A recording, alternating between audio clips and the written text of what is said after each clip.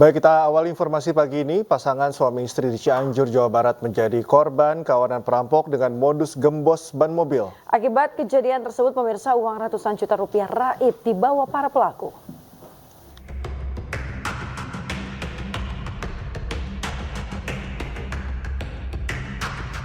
Beginilah kondisi mobil pasangan suami istri yang terparkir di tengah jalan usai menjadi korban kawanan perampokan dengan modus gembos ban mobil di Jalan Mangunsarkoro, Cianjur, Jawa Barat.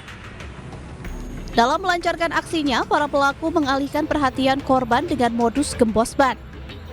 Saat korban teralihkan perhatiannya oleh pelaku, tanpa disadari pelaku lainnya dengan leluasa mengambil uang yang ada di dalam mobil. Korban pun panik hingga tak sempat mengejar para pelaku yang melarikan diri. Akibat kejadian ini, uang sebesar 102 juta rupiah untuk modal usaha raib dibawa para pelaku. Diduga korban yang sebelumnya sudah diikuti oleh para pelaku saat pulang mengambil uang dari salah satu bank BUMN. Jadi kan mobilnya ini bannya pecah. Jadi suami parkir dulu, habis itu saya duduk di sini nih. Suami balik lagi ke sana, udah disolakin di tempat sana tuh. Uangnya diambil katanya gitu. Suami panik, nanya lagi ke sana. Di jalan dihentikan oleh orang lain bahwa disangkanya ban kempes. Setelah keluar dari mobil, si orang ini melihat kendaraannya ternyata raub, uangnya sudah diambil. Hingga kini, polisi masih melakukan penyelidikan dan pemeriksaan sejumlah saksi terkait aksi perampokan modus gembos ban. Dari Cianjur, Jawa Barat, Muhammad Andi Isyan, iNews melaporkan. Pemirsa, suami istri warga Kelurahan Kauman, Kecamatan Prajurit Kulon, tertabrak kereta api di jalur ganda Jalan Majapahit, Kota Mojokerto. Kedua korban tidak tahu jika ada dua kereta api yang melintas dari dan juga menuju stasiun Kota Mojokerto.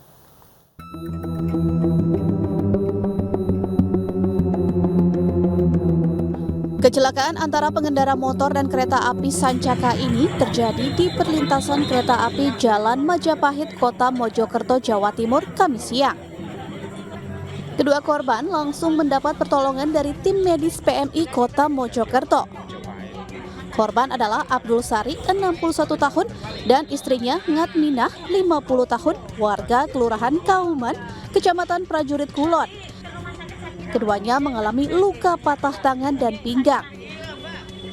Kedua korban pun langsung dievakuasi dan dibawa ke Rumah Sakit Sakinah, Kecamatan Soko, untuk dilakukan perawatan medis. Warga mengatakan kecelakaan antara kereta api dan sepeda motor ini terjadi saat korban melawan arah dari selatan ke utara. Saat kereta api pertama melintas dari arah timur atau stasiun melintas ke barat tidak ada masalah.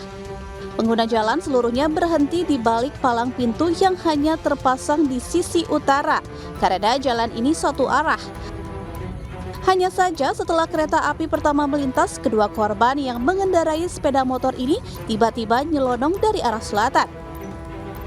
Kedua korban tertabrak kereta Sancaka dan terlempar sejauh 2 meter di sela bebatuan ganjal rel kereta api. Melawan arus gaman. Sepurnya dari timur sudah lewat, terus nggak tahu dari barat masih ada. Dia kena apanya, Pak? Tabrak? Nggak tahu, aku pakai guru, baru aku sekawanin dulu aku, Mas. Nggak berani lihat? Nggak berani lihat, nggak tega. Berapa orang tadi yang? 2 orang. 2 orang. Untungnya pakai boncengan atau gimana? Boncengan. Itu terlempar berapa meter kira-kira, Pak? Itu Mas, rel itu terlempar yang gini. Berapa meter kira-kira, Pak? Paling hampir 2 meter itu. Sesaat setelah kecelakaan, petugas stasiun dan kepolisian Polresta Mojokerto datang ke lokasi untuk melakukan olah TKP dan memeriksa sejumlah saksi mata. Saat kejadian, kereta melaju dengan kecepatan tak terlalu tinggi karena sudah mendekati stasiun Kota Mojokerto. Dari Mojokerto, Jawa Timur, Salahuddin, iNews melaporkan. Diduga akibat bercanda saat berkendara, 3 remaja putri yang berboncengan sepeda motor tercebur ke sungai di Goa, Sulawesi Selatan. Akibatnya 1 tewas dan 2 korban lainnya berhasil diselamatkan oleh warga.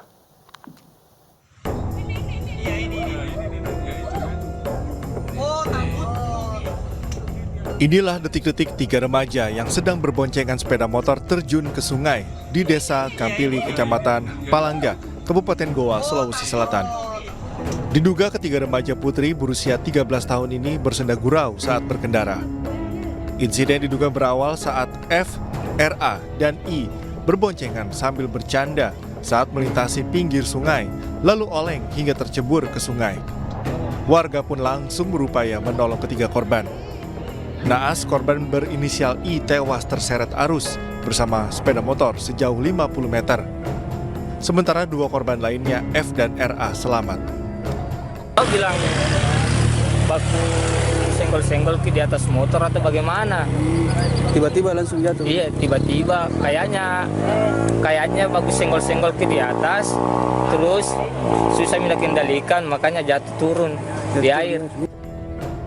Jasad I pun langsung disemayamkan di rumah duka Desa Todotoa, Kecamatan Palangga, Kabupaten Goa, Sulawesi Selatan. Sementara dua korban selamat dalam pemeriksaan aparat Polsek setempat. Dari Kabupaten Goa, Sulawesi Selatan, Bukma, iNews melaporkan. Pemirsa, diduga dianiaya pesilat, seorang remaja ditemukan tewas dengan sejumlah luka di dalam kamarnya di Boyolali, Jawa Tengah. Setelah dilakukan penyelidikan, pemirsa, polisi menetapkan 4 orang tersangka yang merupakan anggota perguruan silat.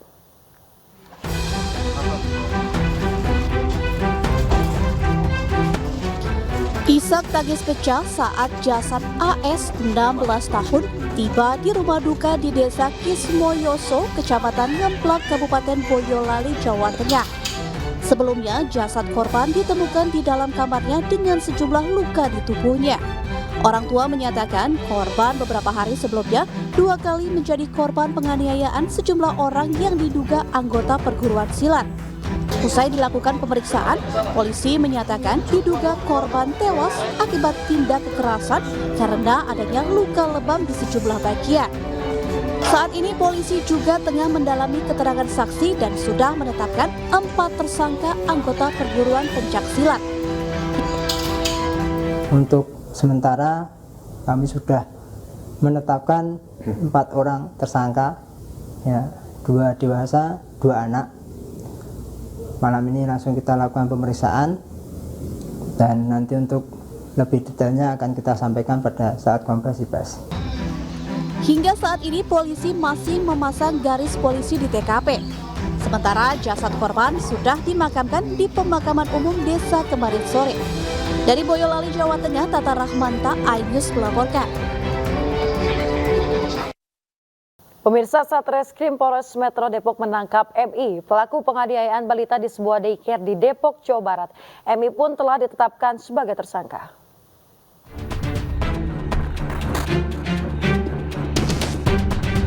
Satreskrim Polres Metro Depok menangkap dan menetapkan MI, pemilik daycare, sebagai tersangka penganiayaan.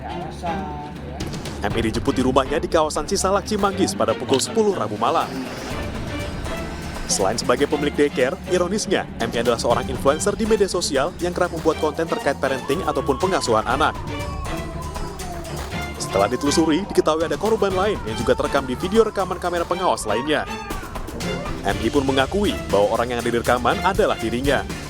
Berdasarkan hasil penelusuran kita sudah memeriksa 4 orang saksi tadi, terus kita juga sudah mendapatkan keterangan yang cukup dan valid berdasarkan bukti yang cukup juga. Maka tadi jam 10 kita sudah melakukan penangkapan terhadap yang bersangkutan, yaitu tersangka MI.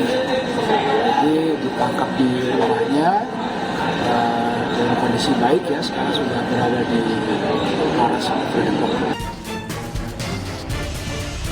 MI ditahan di rutan Polres Metro Depok dan terancam hukuman 15 tahun penjara. Dari Depok, Jawa Barat, Ibu Rizky, iNews melaporkan. Korban kasus penganiayaan balita yang dilakukan oleh pemilik sebuah daycare di Depok, Jawa Barat ternyata lebih dari 1. Polisi menerima 1 laporan lain, yaitu bayi berusia 7 bulan.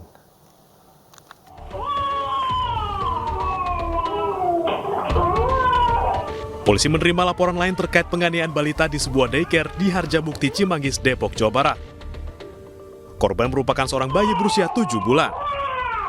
Dari CCTV yang beredar, ada 3 video di tanggal berbeda yang merekam pelaku melakukan penganiayaan. Selain korban yang waktu kejadiannya itu di tanggal 12, ada juga korban yang kekerasan itu penganiayaannya seperti apa? Kalau kita sama-sama lihat videonya itu sampai dibanting, kemudian ada penyangan, cubit. Nah ini yang terus kami lakukan pendalaman terhadap rekaman CCTV yang ada di lokasi tersebut.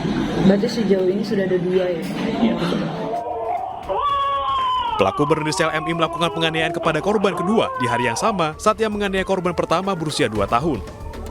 Influencer parenting ini pun telah ditetapkan sebagai tersangka. Dari Depok, Jawa Barat, Iu Rizky, iNews melaporkan. Pemirsa, pemilik usaha gym di Pontianak, Kalimantan Barat akhirnya resmi ditahan. Tersangka ditahan setelah memenuhi panggilan kedua untuk menjalani pemeriksaan pasca tewasnya seorang wanita yang terjatuh dari lantai 3 ruko.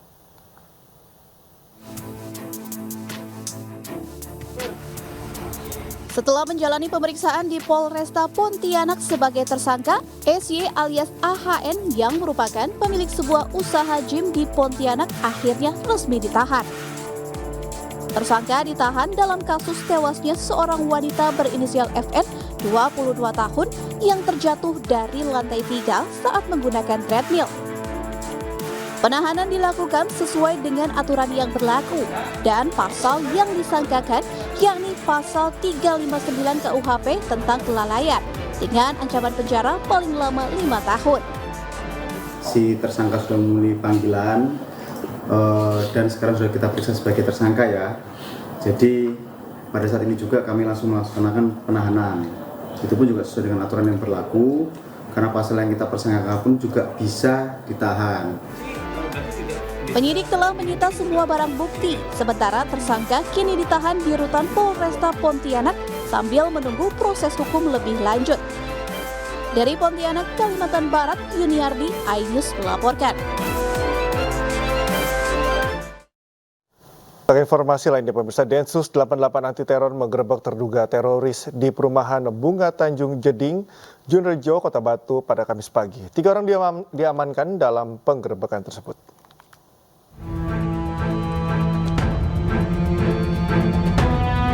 Tim Densus 88 anti teror menggerebek sebuah rumah di Kota Batu, Jawa Timur. 3 terduga teroris diamankan dari lokasi. Tim penjinak bom dan Inavis diterjunkan untuk melakukan penggeledahan. Sementara garis polisi dipasang berjarak 20 meter dari rumah terduga teroris. Hingga Kamis siang, proses olah TKP dan sterilisasi masih dilakukan tim gabungan Densus 88 anti teror dan Gegana Polda Jatim. Lokasi perumahan disterilkan mengingat TKP berada di tengah permukiman padat penduduk. Sementara ini ada 3 orang ya yang diamankan ya, jadi masih statusnya diamankan. Untuk proses lainnya nanti tolong ditunggu. Ini kan masih berproses ya. Jadi konstruksi peristiwanya, konstruksi hukumnya mohon ditunggu rekan-rekan media. Tidak ada warga yang diperkenankan melintas di sekitar TKP. Hingga kini belum ada keterangan dari pihak kepolisian siapa identitas 3 terduga teroris yang diamankan. Dari Batu, Jawa Timur, Denny Irwansyah, iNews melaporkan. Pemirsa, 3 orang yang diamankan Densus 88 anti teror di sebuah perumahan di Junrejo, Kota Batu dikenal sangat tertutup. Mereka juga tidak pernah bersosialisasi dengan warga.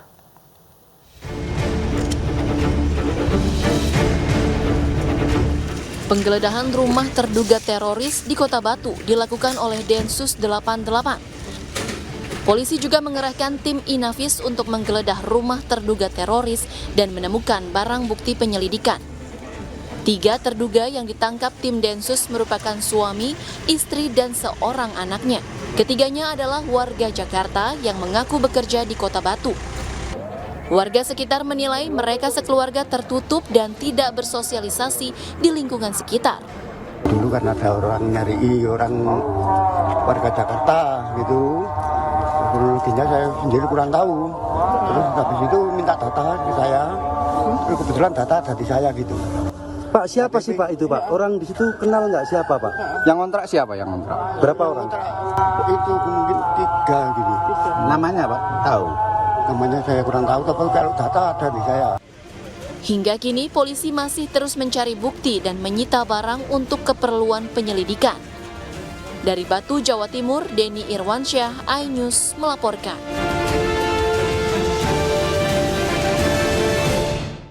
Bersama musisi senior sekaligus politisi Haryadi Anwar atau yang akrab disapa Ade Anwar wafat di usia 70 tahun. Ade Anwar dikenal sebagai anggota orkes legendaris OMPSP atau Orkes Moral Pancaran Sinar Petromak yang populer di era 70-an.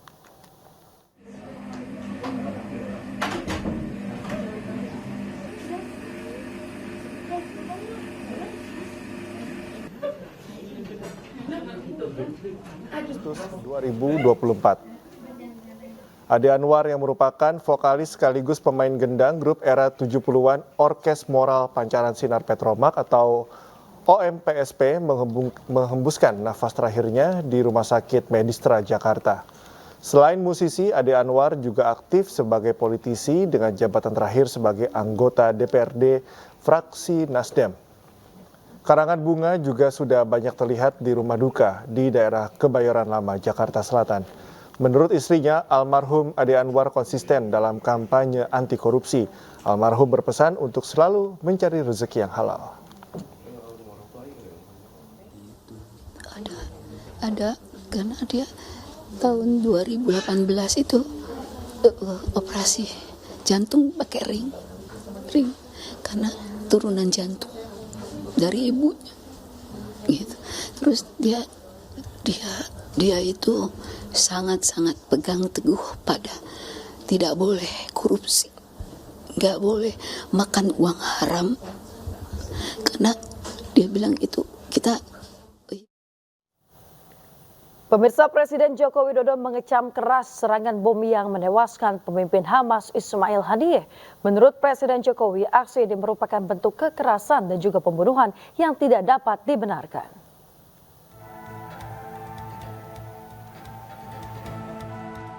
Hal itu disampaikan Presiden Jokowi pada Kamis pagi usai membuka Festival Ekonomi Keuangan Digital Indonesia dan Karya Kreatif Indonesia di Jakarta. Menurut Presiden Jokowi, serangan udara yang terjadi di Iran merupakan bentuk kekerasan dan pembunuhan yang tidak dapat dibenarkan. Presiden Jokowi menegaskan seluruh negara termasuk Indonesia mengecam keras atas peristiwa yang menewaskan Ismail Haniyeh itu. Ya, itu sebuah kekerasan pembunuhan yang tidak bisa ditoleransi dan terjadi di wilayah kedaulatan Iran. Saya kira semua termasuk Indonesia mengecam keras kekerasan. Wakil Presiden RI ke-10 dan 12 Yusuf Kala bertolak ke Doha, Qatar untuk menghadiri pemakaman tokoh pemimpin Hamas Ismail Haniyeh. JK yang didampingi oleh Menteri Hukum dan Hak Asasi Manusia RI periode 2004 hingga 2007, Hamid Awaludin, bertolak ke Qatar pada Kamis 1 Agustus. Dalam keterangannya, JK mengaku keberangkatannya ke Qatar adalah untuk menghadiri pemakaman pemimpin Hamas Ismail Haniyeh. Ia juga menyebut kehadiran delegasi Indonesia adalah harapan dari rakyat Palestina. Diketahui doa pemakaman Ismail Haniyeh akan diadakan di Teheran, Iran pada Kamis 1 Agustus pada pukul 8 pagi waktu setempat. Jenazah almarhum kemudian akan dibawa ke ibu kota Qatar, Doha, usai disolatkan. Ya, ini kan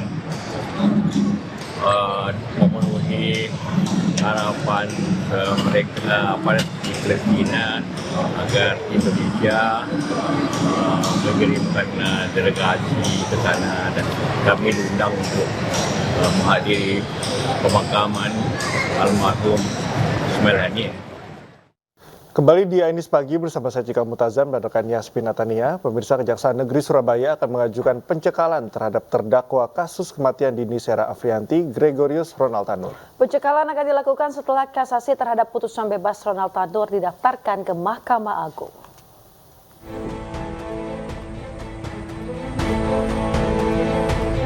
Kejaksaan Negeri Surabaya berencana mengajukan pencekalan terhadap Gregorius Ronald Tanur, terdakwa dalam kasus kematian Dini Sera Afrianti.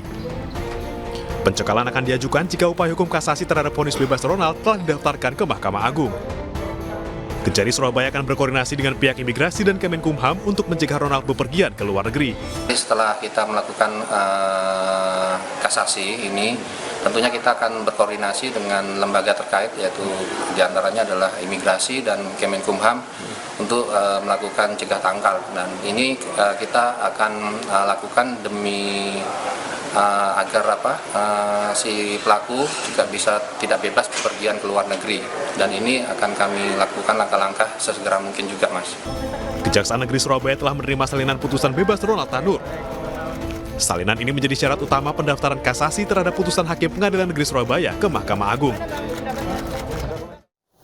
Sidangan kasus korupsi timah yang diduga merugikan negara hingga 300 triliun rupiah boleh digelar. Dalam persidangan terungkap aliran dana sebesar 420 miliar rupiah yang mengalir kepada Harvey Mois dan Helena Lim. Cipta Mulia dan seterusnya sebagaimana dalam tabel dan dianggap telah dibacakan bahwa ketika Amir Sabanasi terhadap permohonan persetujuan RKP, selanjutnya apabila kasus korupsi timah yang diduga merugikan negara hingga 300 triliun rupiah mulai disidangkan. Dalam sidang perdana ini terungkap uang haram dari penyalahgunaan izin usaha pertambangan mengalir ke banyak orang, termasuk Harvey Mois dan Helena Lim yang diduga menerima 420 miliar rupiah. Ada 3 terdakwa yang menjalani sidang pada hari ini. Mereka adalah Kepala Dinas ESDM Provinsi Bangka Belitung 2021-2024 Amir Syahbana, Kadis ESDM Bangka Belitung 2015-2019 Suranto Wibowo, dan PLT Kadis ESDM Bangka Belitung Rusbani. Dalam surat dakwaan, jaksa mengenai kerugian negara atas tindak pidana penyalahgunaan izin tambang ini yang mencapai 271 triliun rupiah. Seperti yang sudah saya sampaikan bahwa eksepsi adalah hak yang dimiliki oleh terdakwa akan mengajukan tanggapan atas surat dakwaan kita atau tidak. Kalaupun tidak mengajukan tanggapan atau tidak mengajukan eksepsi, maksud saya, ya itu menjadi haknya mereka. Hingga kini, Kejaksaan Agung telah menjerat 21 orang tersangka, termasuk Crazy Rich Helena Lim dan suami publik figur Sandra Dewi Harvey Mois. Selain itu, Sandra Dewi juga beberapa kali diperiksa terkait asal-usul aset dan dugaan TPPU yang menjerat suaminya. Sejumlah aset Harvey juga telah disita, termasuk mobil mewah dan barang berharga dari sejumlah apartemen. Tim Liputan iNews melaporkan. Pemirsa, rangkaian sidang peninjauan kembali zakat total telah resmi ditutup oleh Majelis Hakim Pengadilan Negeri Cirebon, Jawa Barat. Putusan PK selanjutnya akan dibacakan oleh Hakim Mahkamah Agung. Pemirsa, hari terakhir sidang peninjauan kembali, pihak zakat total kembali menghadirkan seorang saksi ahli, yakni pakar hukum pidana Universitas Islam Indonesia, Profesor Muzakir. Kesaksian Profesor Muzakir dilanjutkan dengan penandatanganan berita acara yang menutup seluruh rangkaian persidangan PK zakat total di Pengadilan Negeri Cirebon. Selanjutnya, pemirsa, kewenangan putusan perkara PK zakat total berada di ranah Mahkamah Agung.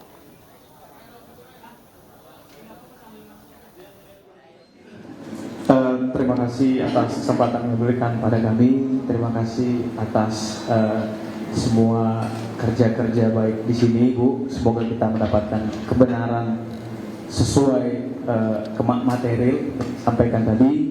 Dan saya atau tim, kalau ada perbuatan atau kata yang menyakiti, kami mohon maaf karena memang dinamika sidang begitu adanya. Ya. Di persidangan biasa ada dinamika, tapi di belakang kita semua saudara. Ya, izin juga kepada yang mulia, terima kasih sudah memberikan kesempatan pemohon dan termohon untuk menyampaikan apa yang harus disampaikan kepada panitera, teman-teman semua, teman-teman media, kemudian teman-teman kepolisian, dan semuanya yang tidak dapat kami sebutkan satu persatu. Semoga teman-teman yang memperjuangkan keadilannya mendapatkan keadilan. Begitu juga di Mahkamah Agung nanti dapat memberikan putusan yang seadil-adilnya bagi semua. Mungkin itu dari kami. Wabillahi taufiq wal hidayah. Wassalamualaikum warahmatullahi wabarakatuh. Hari ini udah selesai dan kita sudah tanda tangan berita acara, bukti maupun persidangan hari ini. Saya berdoa semoga ada kemudahan, ada keadilan dalam waktu yang singkat ini. Semoga semangat terus kawan-kawan. Masih ada lagi 5 yang harus mengajukan PK, dan terima kasih buat PN Cirebon, buat jaksa-jaksa di sini juga, hakim-hakim di sini. Bukan ayam goreng atau ayam bakar yang paling enak, tapi ayam story. Kota Cirebon, kota udang. Sampai jumpa lagi di masa yang akan datang. Terima kasih wartawan.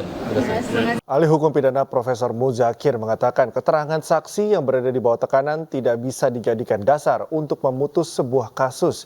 Dan ada kekhilafan majelis hakim yang memutus perkara pembunuhan tanpa bisa membuktikan satu persatu pesan terdakwa.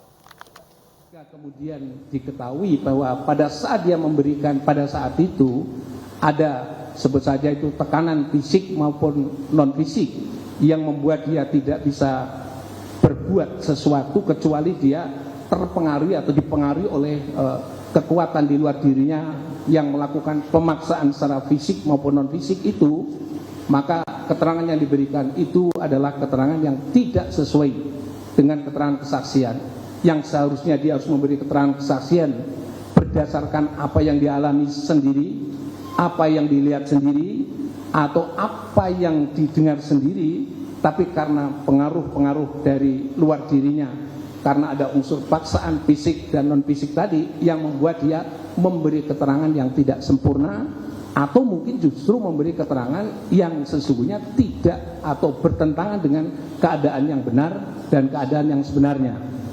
Jika kesadaran itu muncul di kemudian hari setelah adanya putusan, dan dia menjadi berani untuk mencabut keterangannya, maka itu boleh dilakukan.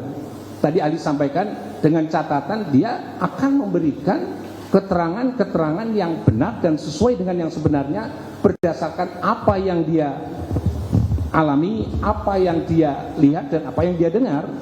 Dan itu diberikan juga tanpa ada paksaan dari pihak manapun. Menurut Ali adalah itu boleh menarik, atau istilah bahasanya adalah membatalkan keterangan kesaksiannya, dan dia akan memberi keterangan di sidang pengadilan. Dengan catatan pula karena keterangan itu sudah dimasukkan di dalam pertimbangan putusan pengadilan, maka membatalkannya juga harus dengan putusan pengadilan. Jadi kalau membatalkan dengan putusan pengadilan, yang paling memungkinkan dalam situasi hukum pidana itu adalah proses pengajuan PK. Sehingga dengan demikian dia boleh memberikan keterangan saksi kembali dalam persidangan PK, dengan di dalam persidangan itu dia harus berani secara tegas untuk mencabut keterangan yang pernah dilakukan sebelumnya, dan dia bisa membuktikan bahwa keterangan yang diberikan sebelumnya itu ada unsur paksaan fisik maupun psikis. Dan dengan cara itu maka disumpah kembali dan dia akan memberikan keterangan lagi, dan keterangan itu diberikan secara tanpa tekanan apapun, dan itu dapat menjadi pertimbangan oleh Majelis Hakim PK untuk dimasukkan dalam putusannya. Sementara itu pemirsa, pengacara Ibtu Rudiana Pitra Romadoni meminta hakim menolak keterangan ahli yang dihadirkan secara total dalam sidang PK karena dinilai tidak objektif dan juga menimbulkan spekulasi baru. Kita simak selengkapnya dalam cuplikan dialog di iNewsroom pada hari kemarin. Dakwaan pasal 55 itu harus dibuktikan satu persatu bahwa seseorang terdakwa itu melakukan sebagai apa, material dader, menyuruh lakukan, turut serta melakukan, atau dia pengajuran. Kalau itu tidak dibuktikan, tiba-tiba ditulis bersama-sama melakukan pembunuhan. Bersama-samanya seperti apa? Ini yang pasal yang mana ya bersama-sama? Itu namanya adalah dakwaan yang kabur. Kalau hakimnya juga menyatakan bahwa itu bersama-sama mengamini jaksa bersama-sama, tapi tidak dibuktikan hakim. Si A ini apa perannya, ini apa perannya di dalam pasal 55 itu juga putusan yang menyimpulkan dengan cara yang kabur juga, sehingga tidak statusnya menjadi tidak jelas. Jadi oleh sebab itu adalah bagian di dalamnya kekhilafan hakim tidak mempertimbangkan satu persatu ini pelakunya sebagai pelaku apa. Sementara itu dalam sidang peninjauan kembali yang digelar kemarin, Reza Indragiri yang hadir sebagai saksi meminta maaf kepada Ibtu Rudiana usai Mabes Polri menyatakan ayah Eki tidak melanggar etik, namun Reza pastikan bila ada benturan kepentingan dalam bertugas maka anggota Polri terkait melanggar kode etik. pada Majelis Hakim PK nantinya di Mahkamah Agung Republik Indonesia agar mempertimbangkan statement-statement di luar yang bersangkutan, apalagi statement-statement yang katanya jebakan Batman. Saya melihat itu sudah tidak objektif lagi dan tidak netral sebagai ahli.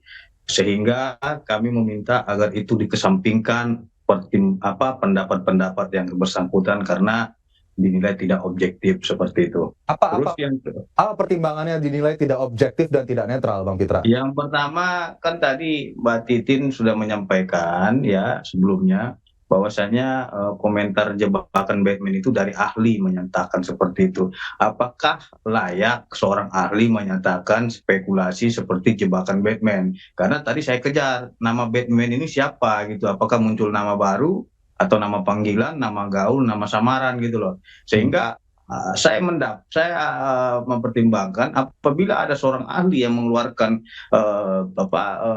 pernyataan-pernyataan yang kontroversial, apalagi ini terlihat tidak netral, sehingga itu tidak dipertimbangkan kesaksian keahliannya. Seperti itu, Mas. Oke, Mbak Titin, menurut Anda pernyataan para ahli di sidang PK Saka Tatal kemarin dan juga hari ini, apakah kemudian itu semua kontroversial dan tanpa disertai dengan objektivitas yang jelas? Itu kan boleh aja pendapat Mas Pitra seperti itu, tetapi konstruksi yang dibangun yang pendapat ahli itu kan didahului dengan pernyataan bahwa sebetulnya di antara 8 yang tertangkap itu ada anak Saka Tatal berusia 15 tahun. Seharusnya karena itu turut serta, seharusnya anak Saka Tatal tidak diadili lebih dahulu, tetapi yang dewasa lebih dahulu. Karena ini diadili lebih dahulu, kemudian vonisnya 8 tahun, pada akhirnya vonis 8 tahun Saka Tatal itu menjadi jebakan Batman bagi yang dewasa. Padahal seharusnya yang disidangkan dewasa lebih dahulu, kemudian baru anak Saka Tatal. Kan konstruksinya seperti itu, Mas. Iya, jadi seperti bahasa-bahasa seperti itu menurut saya bukan bahasa ahli gitu. Menunjang gaya hidup masyarakat, para produsen terus berinovasi membuat produk berkualitas. Tak hanya produk luar negeri, produk lokal pun saat ini sudah menjadi pilihan untuk memenuhi gaya hidup masyarakat.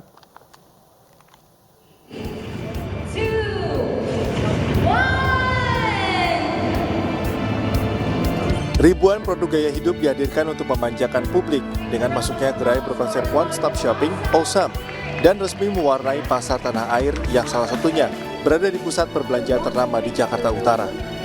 Yang menarik dari acara ini adalah banyaknya produk-produk lokal berkualitas dengan harapan bisa menjadi tren gaya hidup konsumen Indonesia.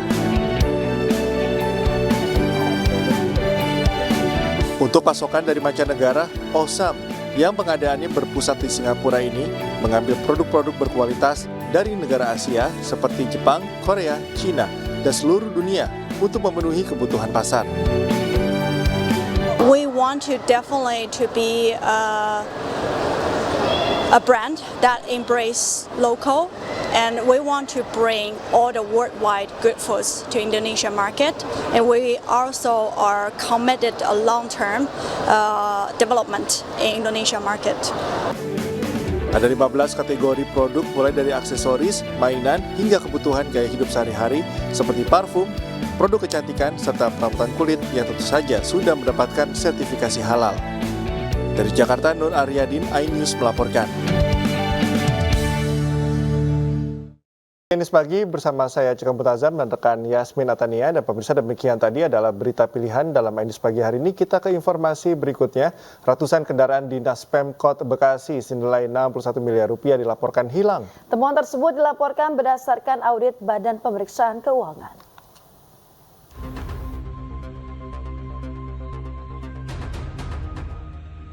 Sebanyak 635 unit kendaraan dinas pemerintah Kota Bekasi, Jawa Barat dilaporkan hilang. Nilai kendaraan dinas yang hilang mencapai 61 miliar rupiah.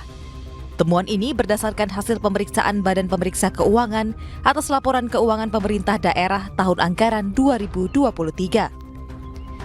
Pihak Pemkot menyatakan belum mengetahui terkait hilangnya kendaraan yang merupakan aset pemerintah Kota Bekasi ini. Namun, Pemkot berjanji akan mendata ulang seluruh kendaraan dinas untuk menanggapi temuan ini. Kalau berbicara raib juga saya belum tahu persis beritanya, itu berkata orang. Karena ini kalau berbicara 600 kalau hilang ya kebangetan aja aset menurut saya. Mungkin ada, tinggal barangkali dibenahi terhadap di mana-mana aja kendaraannya. Karena kalau lihat dari tahun-tahun mungkin ini dari tahun berapa ini ya beritanya ini kan. Saya khawatir ini adalah dari tahun seandainya maaf ya 2005 atau 2000 semenjak ada nih Pemkot lah gitu kan. Selain itu, pemerintah Kota Bekasi juga akan mengambil sejumlah langkah lain. Di antaranya memblokir tunggakan kendaraan rusak, dihibahkan atau dilelang oleh Pemkot. Dari Bekasi, Jawa Barat, Rahmat Hidayat, iNews melaporkan.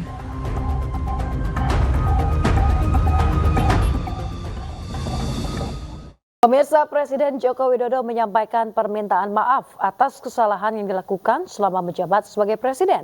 Penyampaian maaf tersebut diungkap saat menghadiri acara zikir dan juga doa kebangsaan di Istana Merdeka. Saudara-saudara sebangsa dan setanah air, dalam kesempatan yang baik ini, di hari pertama bulan kemerdekaan, bulan Agustus, dengan segenap kesungguhan dan kerendahan hati, izinkanlah saya dan Profesor Kiai Haji Ma'ruf Amin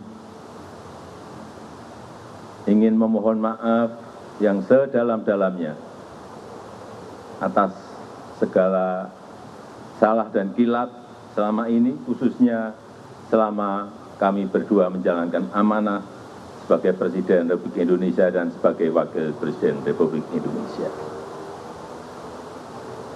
Kami sangat menyadari bahwa sebagai manusia kami tidak mungkin dapat menyenangkan semua pihak.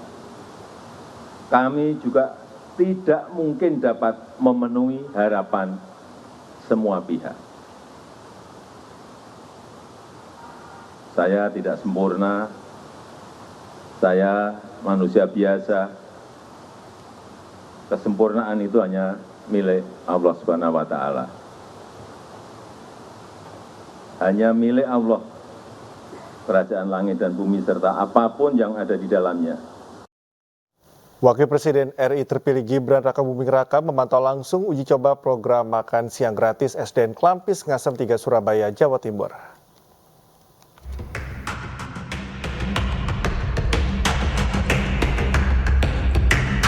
Wakil Presiden terpilih Gibran Rakabuming Raka meninjau proses uji coba program makan siang gratis untuk seluruh murid sekolah dasar Klampis Ngasem 3 Surabaya, Jawa Timur. Dalam kunjungannya, Gibran didampingi Wali Kota Surabaya Eri Cahyadi, mantan Gubernur dan Wakil Gubernur Jawa Timur Khofifah Indar Parawansa, serta Emil Dardak. Gibran mengklaim program sudah berjalan baik, menciptakan multiplayer effect dengan sejumlah pihak yang terlibat. 15.000 kemarin, ya saya kan sudah bilang setiap kota pasti bervariasi. Kemarin 14.900, ini 15.000 dengan menu lauknya tadi apa? Ayam saus manis ya. Ayam, ada sayur, ada melon, nasi, ada susu. Jadi komposisinya yang ideal memang seperti itu. Anggarannya dari mana sih Mas, CSR atau? Kalau ini CSR ya, dari Gojek. Hal senada disampaikan oleh Wali Kota Surabaya bahwa dengan anggaran hanya Rp15.000 per anak bisa mendapatkan menu makan siang yang bergizi. Yang kedua, makanan yang disampaikan oleh teman-teman foto tadi itu ada menu-menu yang di situ ada kandungan gizinya. Yang mengeluarkan adalah Dinas Kesehatan. Jadi ini sekaligus mengurangi gizi buruk, stunting, saya tetap akan jaga. Yang ketiga, di sekolah ini ada pemilahan sampah di setiap sekolah. Jadi ada organik dan anorganik. Jadi ketika ada sampah plastik, maka sampah itu akan kembali ke anak-anak, akan kita jual, berikan ke bank sampah akan dijual, maka uang yang dari hasil plastik tadi masuk ke anak yang makan tadi. Harga setiap paket makanan di program makan siang gratis ini bervariasi. Sementara untuk Kota Surabaya mendapat budget sekitar Rp15.000 per paketnya. Dari Surabaya, Yuda Prawira, iNews melaporkan. Pemirsa, dipilih menjadi salah satu lokasi uji coba makan bergizi gratis oleh Dewan Ketahanan Nasional, pemerintah Kota Tangerang menggelar simulasi makan bergizi gratis di 4 sekolah.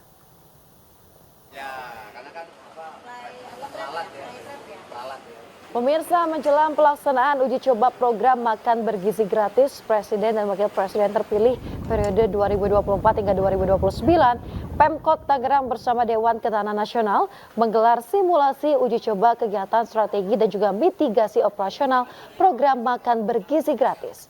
Simulasi menyasar sebanyak 3.125 siswa penerima manfaat dari 4 sekolah di Kota Tangerang. Rencananya Presiden terpilih dan juga Wakil Presiden terpilih 2024 akan memantau langsung jalannya uji coba makan bergizi gratis pada tanggal 7 Agustus di Kota Tangerang. Kota Tangerang ini dan Kota Cilegon ini adalah daerah yang lumbung pangannya cukup baik sementara. Nah, kita akan melakukan daerah yang non lumbung pangannya juga kurang baik, termasuk geografisnya. Nah, terkait dengan angka yang tadi disampaikan oleh Pak Wali Kota, jadi kita tetap merujuk kepada asupan gizi nasional. Jadi asupan gizi kalori yang standar untuk anak sekolah. Pemirsa, harga cabai sedang pedas-pedasnya. Pedagang dan konsumen menjerit lantaran harga naik nyaris 2 kali lipat. Cabai rawit merah tembus Rp90.000 per kilogram, bahkan cabai rawit hijau naik hampir 100%, mencapai Rp60.000 per kilo.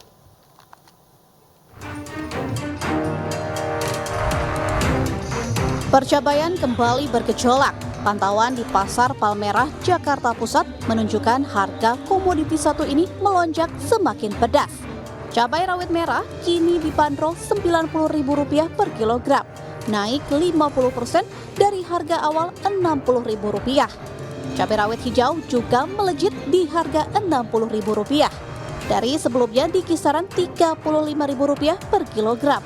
Meski tipis, cabai merah keriting naik jadi Rp50.000 dari harga Rp40.000 per kilogram. Iya, mahal. Biasa saya beli sekilo itu 35-30. Sekarang udah 45-40-an. Nah.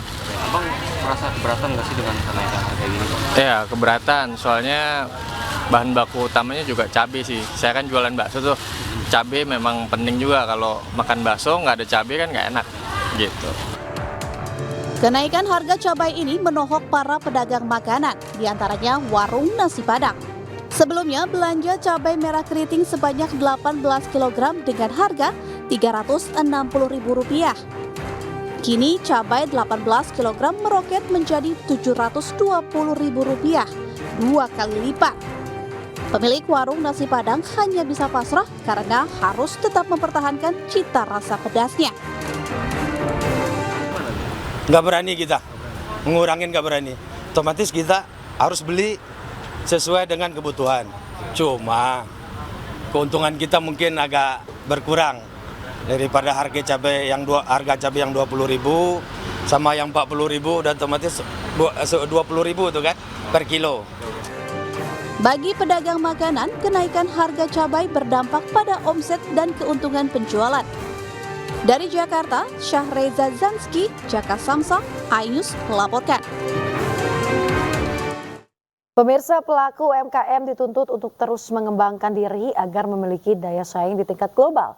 Untuk itu perlu adanya kegiatan yang mendukung peningkatan kinerja pelaku UMKM.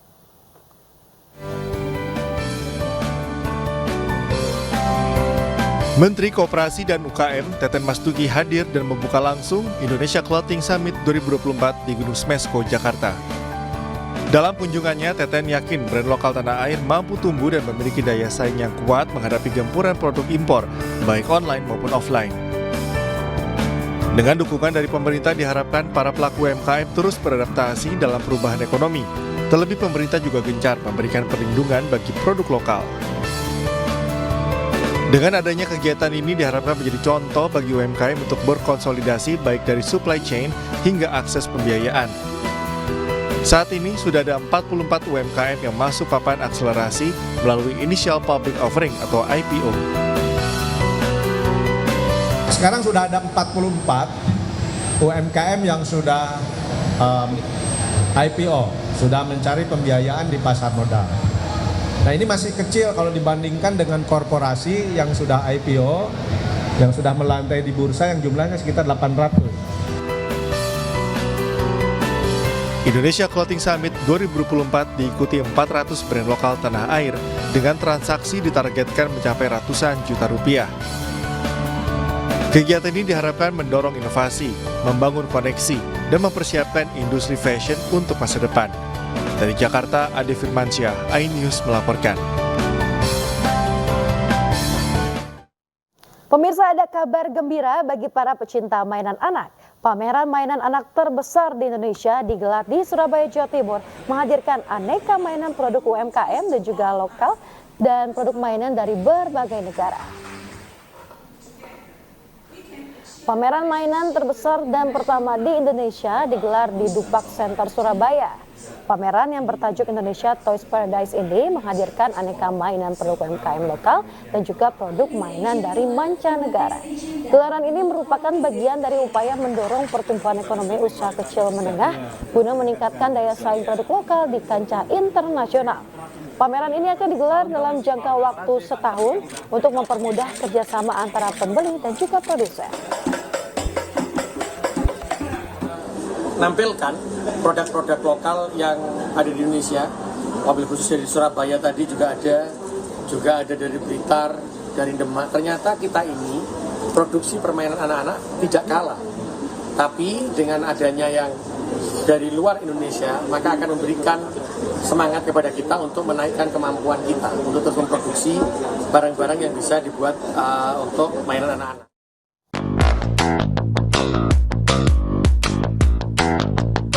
Mengembangkan bakat dan potensi penyandang disabilitas, puluhan penyandang disabilitas mendapat pelatihan kerja pramusaji dan menguasai produk minuman khas Aceh. Pelatihan pramusaji bagi para penyandang disabilitas diadakan komunitas Amanah bersama Balai Pelatihan Vokasi Produktivitas Banda Aceh. Puluhan peserta mendapat pengetahuan tentang cara melayani pengunjung sesuai standar operasional prosedur, mulai dari kebersihan, pemberian tagihan, sampai dengan penanganan komplain dari pengunjung. Mereka juga mendapat edukasi mempelajari cara menyeduh kopi khas Aceh dengan menggunakan teknik manual brew. Selain untuk mengembangkan sumber daya manusia, sasaran dari program ini agar penyandang disabilitas mendapatkan hak yang sama seperti warga negara lainnya.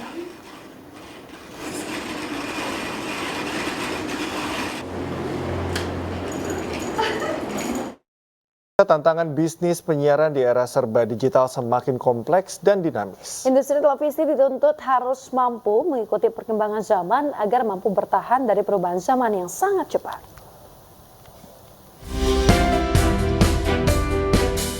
Dinamika bisnis di era digital menjadi bahasan utama forum diskusi yang digelar Asosiasi Televisi Swasta Indonesia atau ATVSI di Jakarta.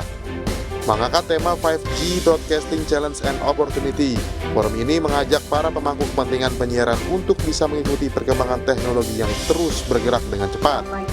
Televisi juga harus mampu memberikan tontonan yang mengedukasi dan konten yang lebih interaktif. Artinya penonton bisa dapat tayangan yang terbaik, konten yang lebih interaktif, lebih banyak. Sementara teman-teman TV juga bisa survive di tengah gempuran begitu banyak teknologi baru yang memberikan siaran seperti misalnya siaran yang melalui OTT. Nah, jadi itu tadi beberapa poin penting. Untuk melindungi industri televisi, DPR juga akan berperan melalui regulasi, sehingga industri penyiaran nasional bisa terus tumbuh dengan baik dan memberikan manfaat bagi masyarakat. Dari Jakarta, Ismalia, Andri Setiawan, iNews melaporkan. Kepulangan atlet senam Indonesia Rifda Irvana Lutfi usai berlaga pada Olimpiade Paris 2024 disambut hangat keluarga saat tiba di Bandara Internasional Soekarno-Hatta. Ya, dengan menggunakan kursi roda dan tongkat, Rifda tiba di tanah air pada Kamis sore. Meski gagal meraih hasil maksimal di Olimpiade Paris 2024 akibat cedera di bagian meniskun dan ACL, Rifda tetap disambut hangat. Rifda mengaku telah merasakan cedera tersebut saat latihan hari kedua sebelum bertanding. Meski menderita sakit yang luar biasa, namun ia tetap melanjutkan lomba karena telah menjadi impiannya tampil di ajang Olimpiade. Bapak? Ada rasa sedih, ada rasa lega, ada rasa senang, rasa sedih karena mengalami cedera yang mana Rifda tidak bisa melakukannya dengan maksimal. Ada rasa lega karena Rifda bisa menahan rasa sakit ini sampai bisa tampil di kompetisi dengan bisa melakukan rangkaian di salah satu nomor. Ada rasa senang karena ternyata alhamdulillah masyarakat Indonesia semua yang mendukung Rifda itu meresponnya dengan sangat baik, sangat mendukung apa yang sudah Rifda lakukan, Rifda tampilkan di Olimpiade. Pemirsa, Wakil Menteri Pariwisata dan Ekonomi Kreatif Angela Tanu Sudibyo ditunjuk sebagai Wakil Ketua Satuan Tugas Pengawalan Penyelenggaraan Pekan Olahraga Nasional ke-21 dan juga Pekan Paralimpiade Nasional ke-17 tahun 2024.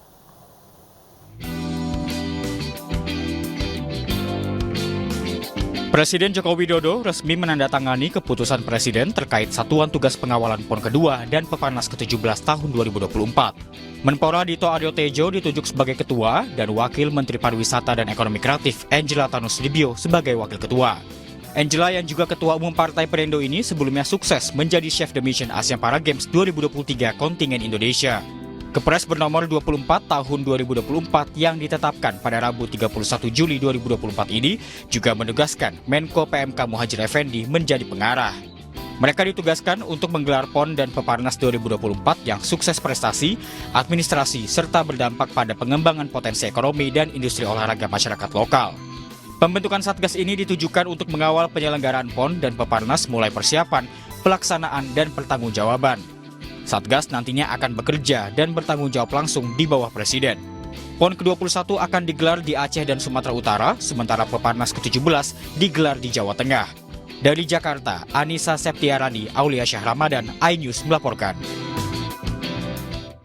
Pemirsa, pameran bertaraf internasional di bidang sepatu kulit dan juga fashion digelar di J-Expo Kemayoran, Jakarta. Event ini menampilkan beragam produk kulit dan alas kaki, mesin teknologi, manufaktur, bahan, dan layanan.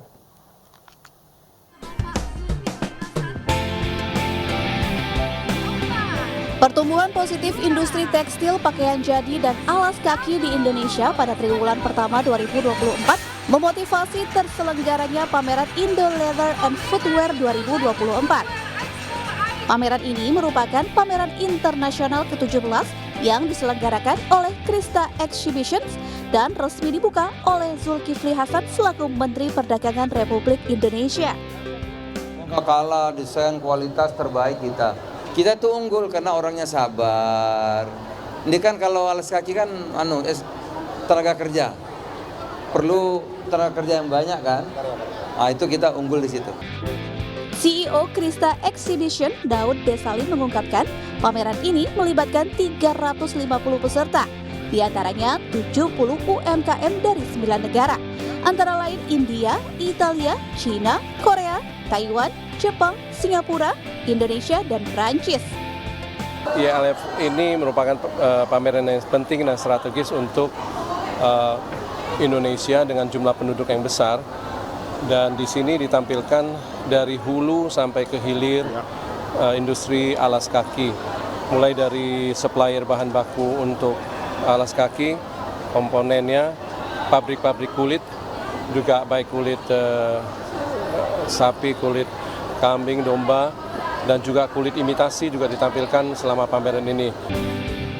Pameran yang terbuka bagi pelaku bisnis dan masyarakat umum ini digelar di J-Expo Kemayoran Hall B3 dan berlangsung dari tanggal 31 Juli hingga 2 Agustus 2024 pukul 10 sampai dengan 19. Dari Jakarta, Naura Safikah, Andri Setiawan, iNews melaporkan.